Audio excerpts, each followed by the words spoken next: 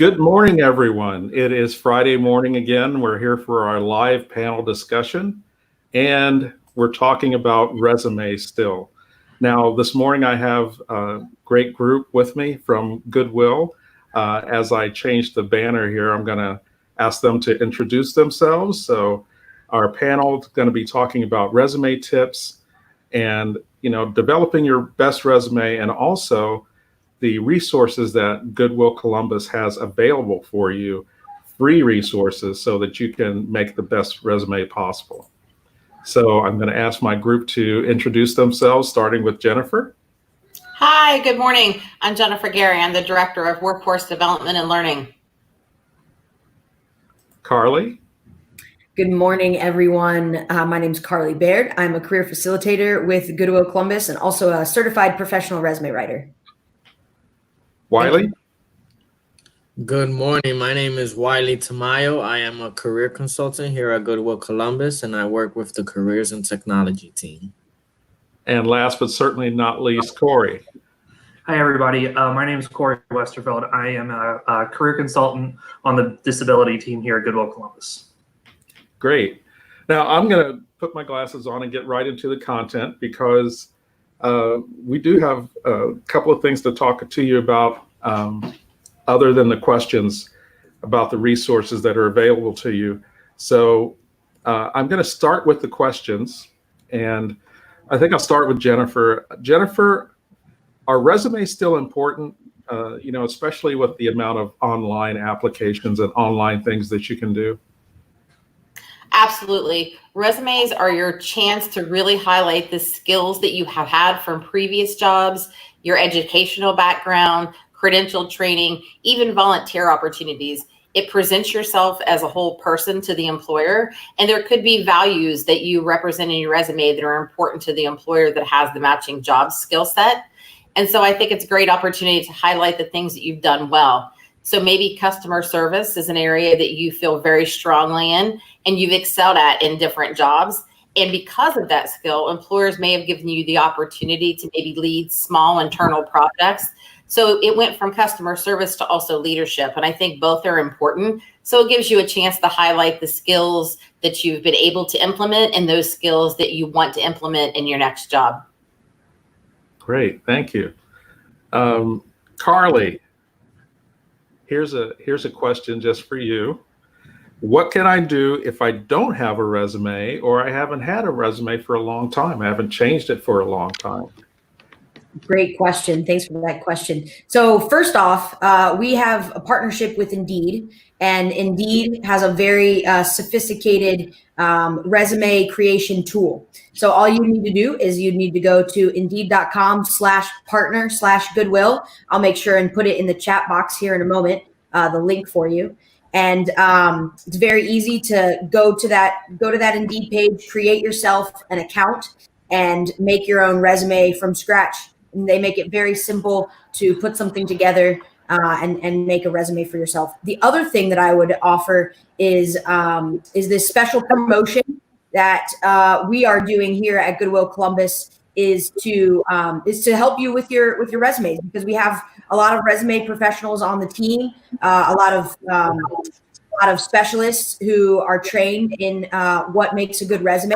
And so what we're doing right now is we're doing free promotional phone calls to basically just help you out and consult and give you feedback on your resume. It's a great opportunity that we're real excited about and having a lot of fun being able to provide a lot of value for people in the community. So I'll make sure that both of those links are in our chat box momentarily. Okay, great. And speaking of that, we have a video that talks about this, and I'm going to try and cue it up and play the video for you.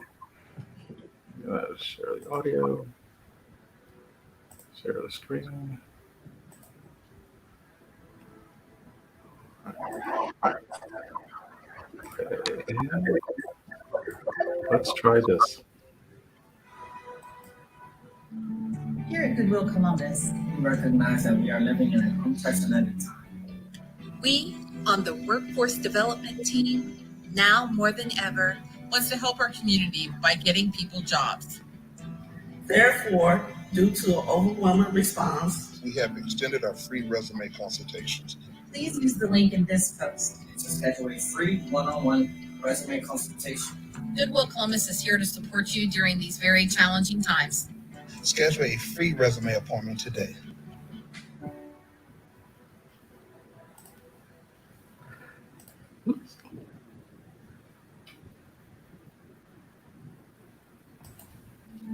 Here at Goodwill Columbus, we recognize that we I'm are playing it living in twice. unprecedented On the workforce development team, now more than ever, wants to help our community by getting people jobs.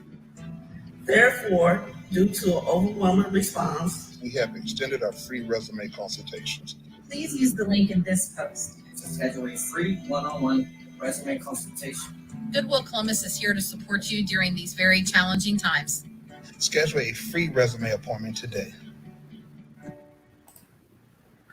This is, to me, it's just one of those really great things that's happening here at Goodwill Columbus, and gives us an opportunity, not just for what we're doing in the community, but also that interaction so that we're addressing specific needs. And so I want to show it twice because I wanted to come back to you, Carly, and if you could talk a little bit about the process. And I'm going to put the banner for the link up as you're talking about the process for getting help with the resume.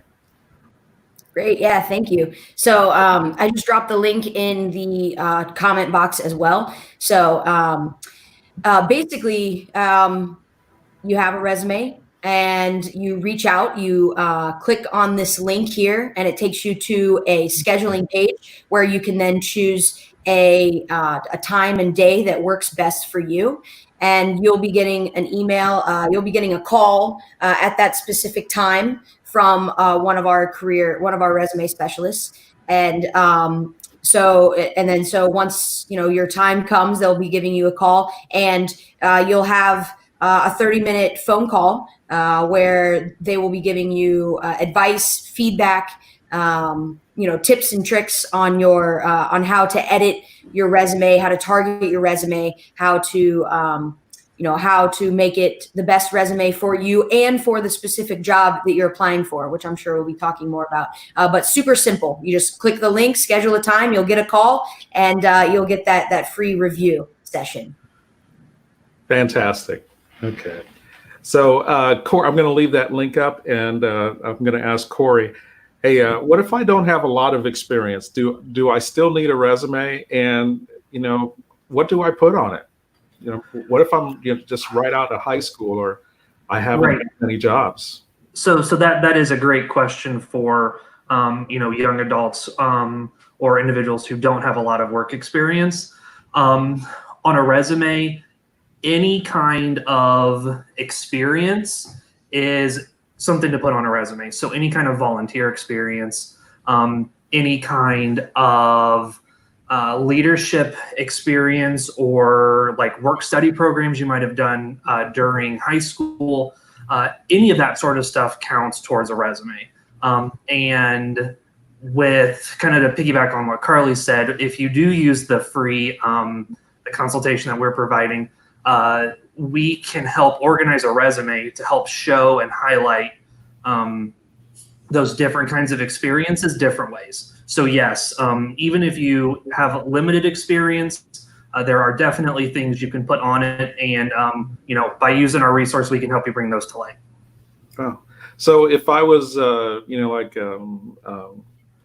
captain of the football team, or if I was in like Spanish club in high school, those are things I can put in a resume?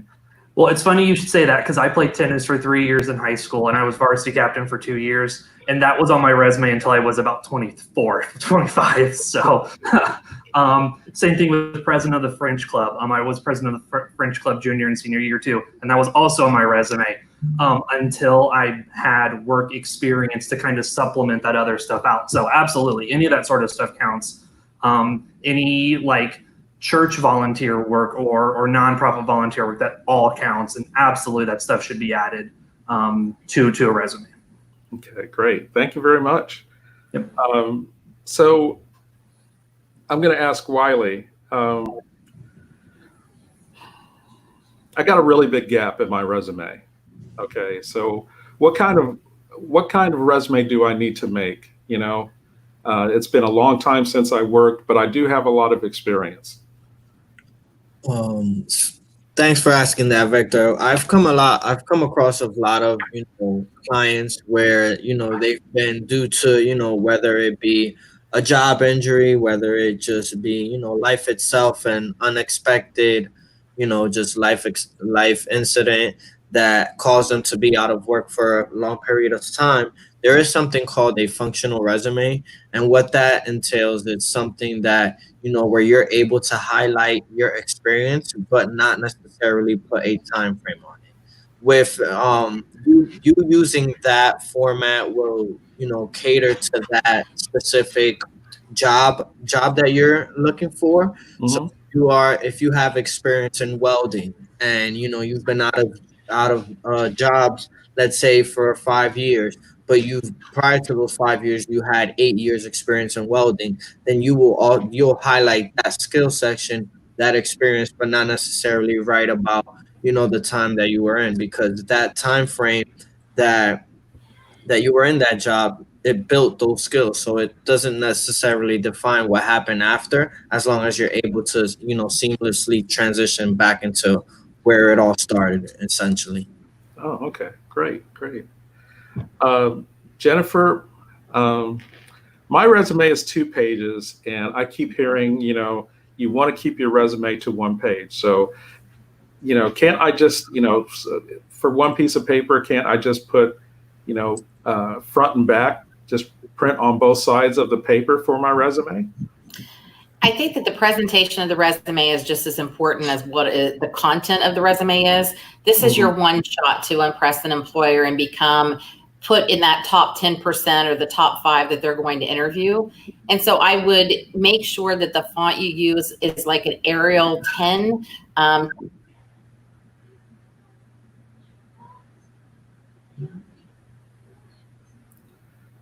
think Jennifer just froze on us. I think we lost her.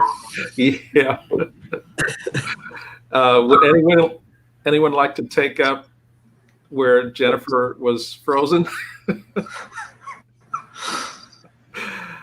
She was talking about the font that you use and the size of the font.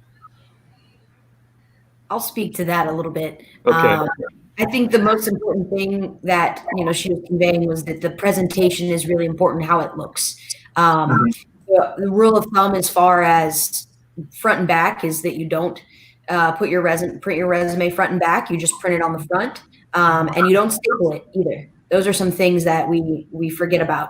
But really, the important thing to keep in mind is that it's a consistent font throughout your document. That's what I see, so many times. They say it's great to have a serif font where you have the little feet on the end of your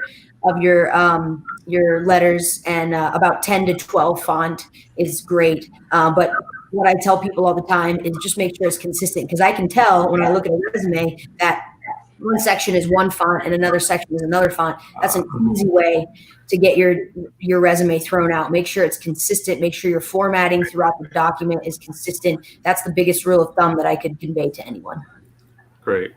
And also to kind of jump on that too, Carly, if you do have a lot of experience and your resume is, a page and a half to 2 pages, depending on the type of work that you're looking for, there might be some work that is dated that is not relevant to the resume that you're trying to present.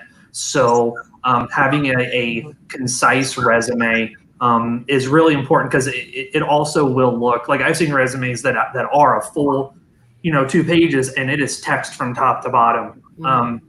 And those get real jumbled and get real messy real quick.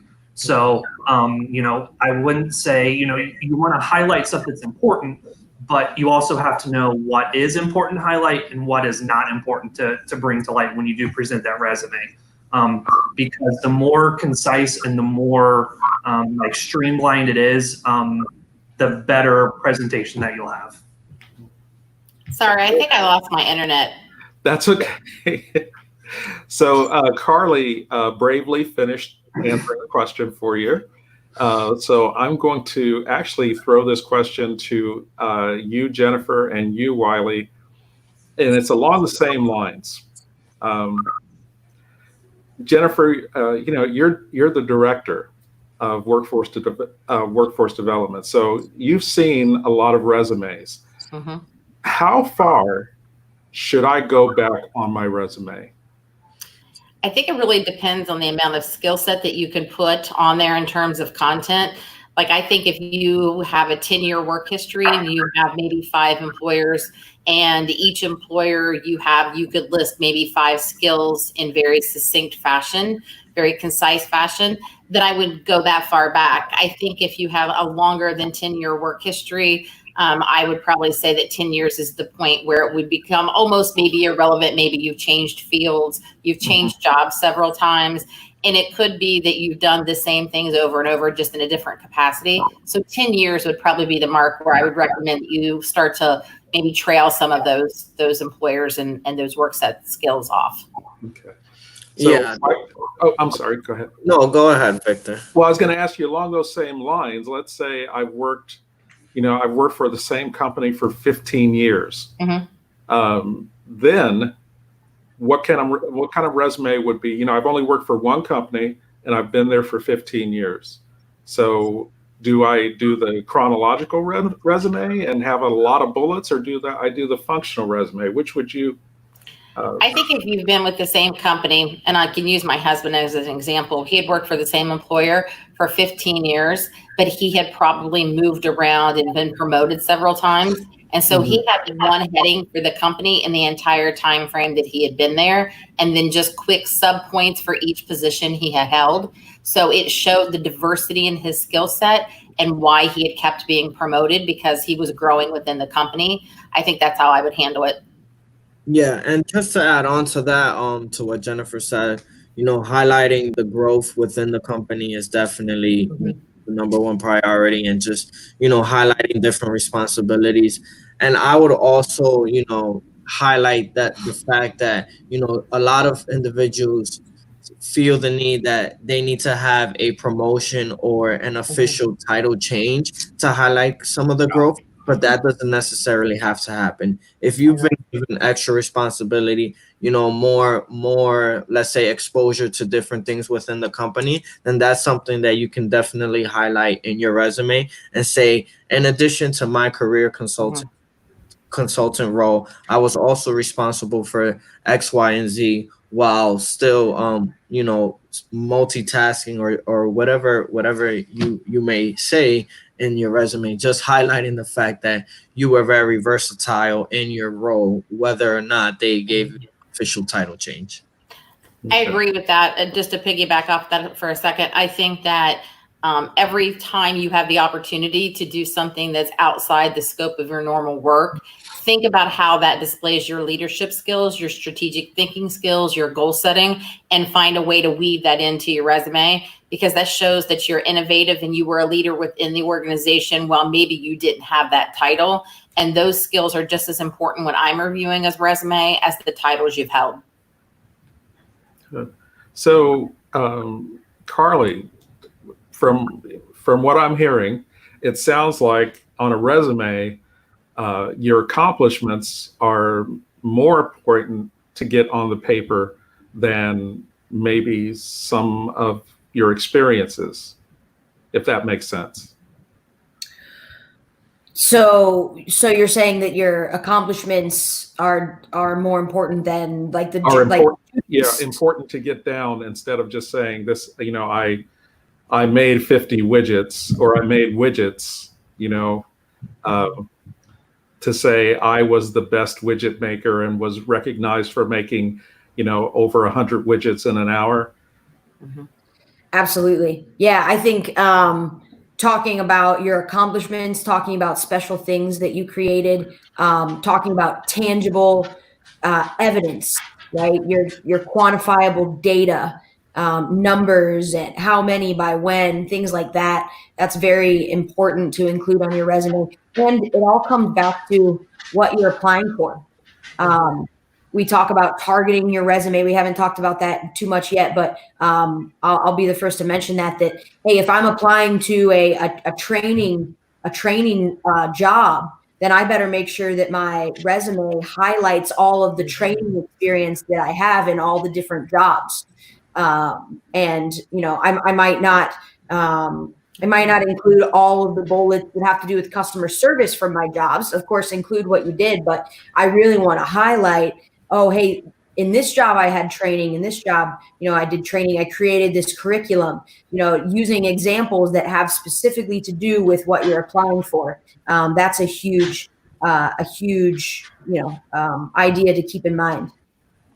Yep, I agree with that. Okay, so especially from what everyone has said, and Jennifer made a point of it.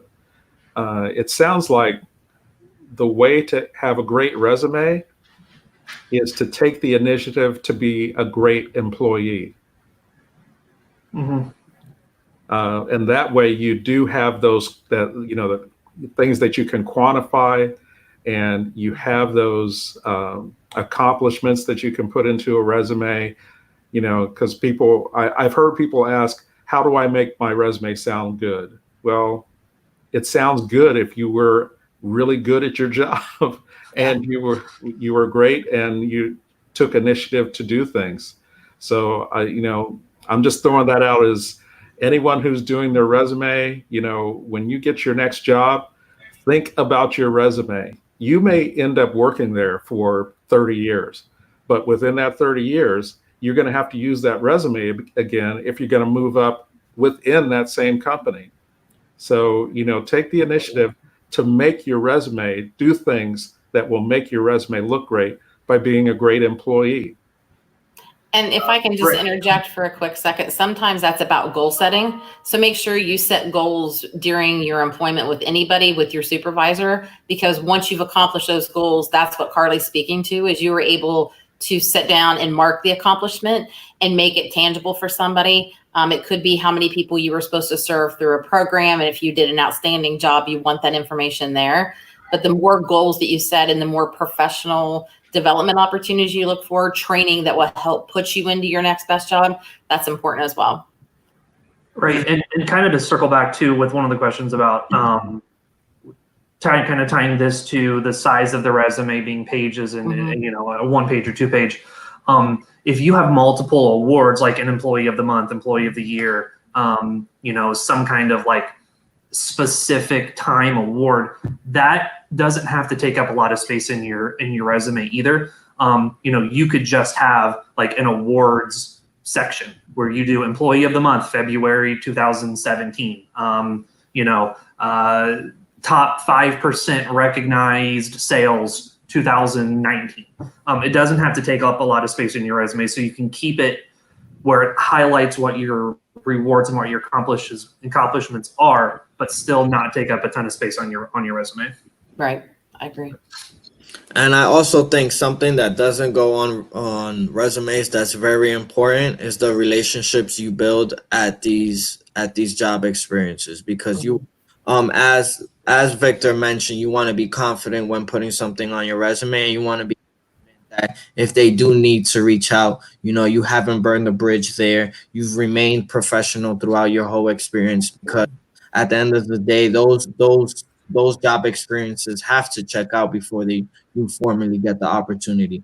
So that's something that's maybe one of the most important things in resume that's not even on a resume. It's just the networking and making sure that you stay with those relationships, even if you don't see it moving, at a avenue that you may not like. It's always great to remain professional, because that that's going to keep you moving forward. Yeah, that's a great point.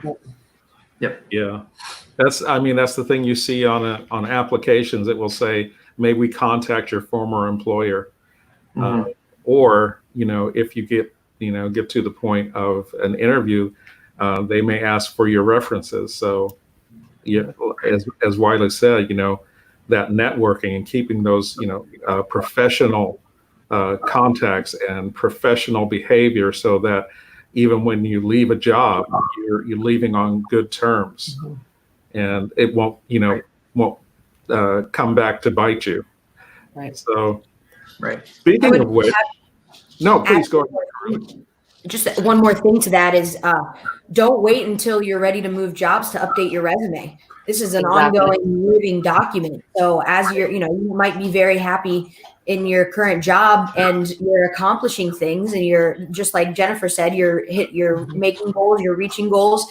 Keep that living document updated as you're going so you don't have to think of it all when you're ready to leave. And I think it's important to know too that this is your time to sell yourself.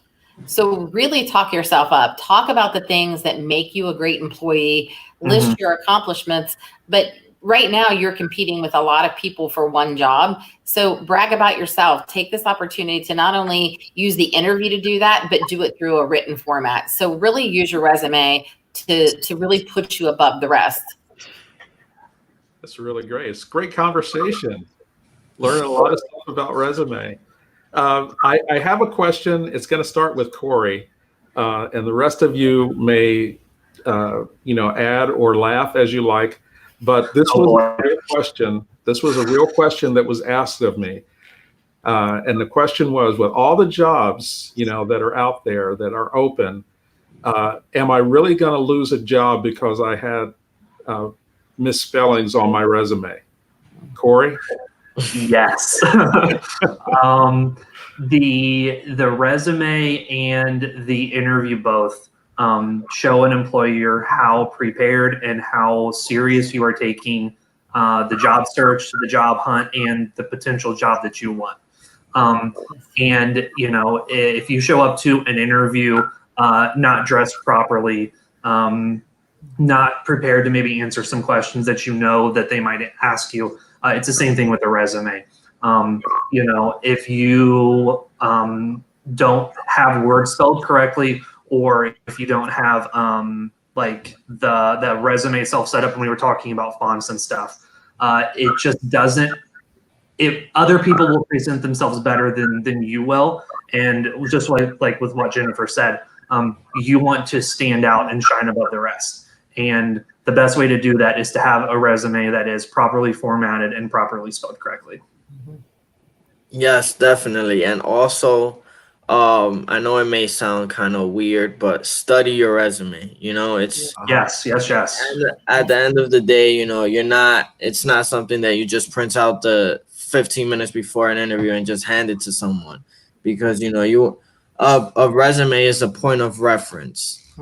You're looking down as, oh, let me highlight something in my experience, and then you correlate it to something that wasn't on your resume, to a personal experience that highlights that skill that you've attained throughout your experience. So definitely study your resume, because it isn't, I know it's a document about yourself, but at the end of the day, the way you put your words can also be misconstrued by someone else, so they will ask you to verify that, and that's when you can just speak on it. That's and a if you have great a point. long employment history, something like 10 years, jobs that you had 10 years ago, those skill sets may have carried over into other positions. But to Wiley's point, really sit down and take a look at what you did accomplish throughout your entire career, so that you can kind of go backwards in your resume as well, and not only talk about your current position and how it ties to the job you're applying for, but what about your past skill sets and how those apply as well. Again, creating that holistic approach to you being the right fit for the job. Wow. Well, this was a really great discussion this morning. It wasn't just about what's on the paper, but also what's behind the words on the paper, and and even tips for improving at your job. So I'd like to thank the panel. This is really great this morning. Thank you. I love Thanks these for having me. conversations. So thank you, Carly, Jennifer, Wiley, Corey, for being with us this Friday morning. Thank you for joining us.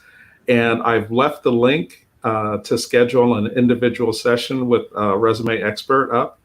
And we hope that you will take advantage of this free service that will help you develop your best resume. So everyone have a good weekend. Once again, thanks to the panel, and you have a good weekend too. And we'll see you soon. Bye. Have a good Bye, weekend. guys. Have a good weekend. everybody.